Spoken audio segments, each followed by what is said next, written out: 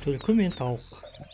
Бір түлкі жортақтап тамақ іздеп келе жатып, биік ағаш басында отырған тауықты көреді. Тауықты алдап қақпанға түсірейін деген оймен: "Тауығым-ау, неғып отырсың биікте?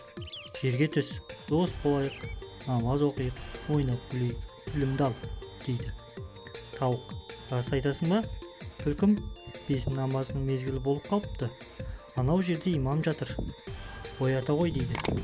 Түлкі қуанып кетіп, биіктегі тауықты жей алмасам да, жердегі тауықты жеймін ғой деп жүгіріп барса, бір таз ұйықтап жатыр екен.